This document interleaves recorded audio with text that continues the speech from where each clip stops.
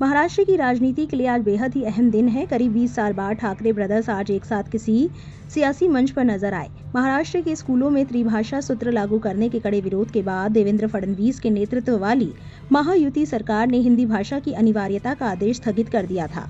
इसके बाद राज ठाकरे और उद्धव ठाकरे ने इसे मराठी एकजुटता की जीत के रूप में उत्सव मनाने का फैसला किया था।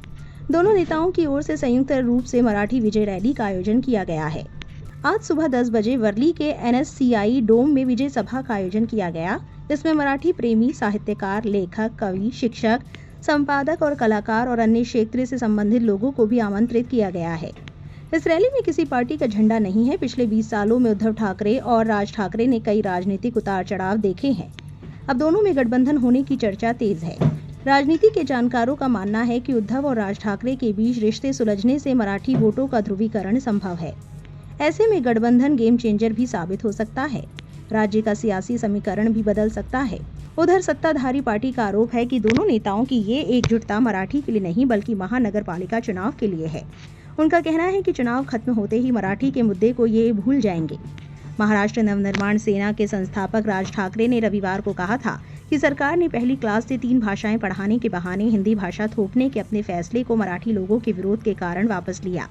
उन्होंने सवाल उठाते हुए कहा था, सरकार हिंदी भाषा को लेकर इतनी अड़ियल क्यों थी और वास्तव में इसके लिए सरकार पर कौन दबाव बना रहा था? ये रहस्य बना हुआ है।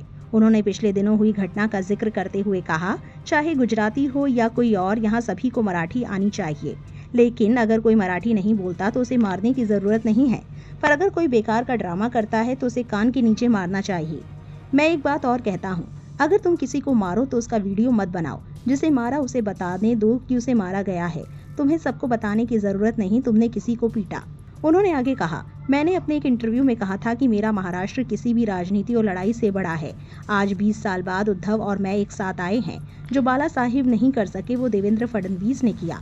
हम दोनों को एक साथ लाने का काम। शिवसेना UBT चीफ उद्धव ठाकरे ने कहा, वो हमेशा हमसे पूछते हैं कि BMC में हमारे शासन के दौरान हमने मराठी लोगों के लिए क्या किया। अब हम सवाल पूछ रहे हैं, पिछले 11 सालों में आपके शासन में आपने क्या किया? आपने मुंबई के महत्वपूर्ण संस्थानों को गुजरात की ओर धकेल दिया। कारोबार गुजरात में ट्रांसफर हो रहे हैं। बड़े कार्यालय गुजरात में जा रहे हैं। हीरा व्यापार पहले ही गुजरात चला गया है। आपने महाराष्ट्र की रीढ़ तोड़ने की हर कोशिश की और अब भी कर रहे हैं, और आप हमसे सवाल पूछ रहे हैं। तुमने हमारा पहले ही बहुत इस्तेमाल किया है। अगर बाला साहेब ठाकरे का साथ ना होता तो महाराष्ट्र में तुम्हें कौन जानता था? तुम हमें हिंदुत्व सिखाने वाले कौन हो? जब मुंबई में दंगे हो रहे थे तब हम मराठी लोगों ने महाराष्ट्र में हर हिंदू को बचाया, चाहे वो कोई भी हो। अगर तुम मराठी लोगों को जो अपने हक के लिए विरोध कर रहे हैं गुंडा कहते हो तो हाँ, हम गुंडा है। गौरतलब है कि राज ठाकरे ने नवंबर 2005 को शिवसेना से इस्तीफा दिया था। उन्होंने मार्च 2006 को मुंबई में महाराष्ट्र नवनिर्माण सेना की स्थापना की थी। शिवसेना से बाहर निकलने का मुख्य कारण पार्टी के भीतर सत्ता संघर्ष था। राज का उग्र मराठी हिंदुत्व रुख था, जबकि उद्धव ठाकरे का संतुलित दृष्टिकोण था। 2009 के चुनाव में MNS ने 13 सीटों पर जीत हासिल की थी। राज ठाकरे की पार्टी को बने करीब 19 साल हो गया है। उन्हें अभी तक राज्य की सरकार में हिस्सेदारी नहीं मिली है। पार्टी की पकड़ भी पूरे महाराष्ट्र में नहीं है।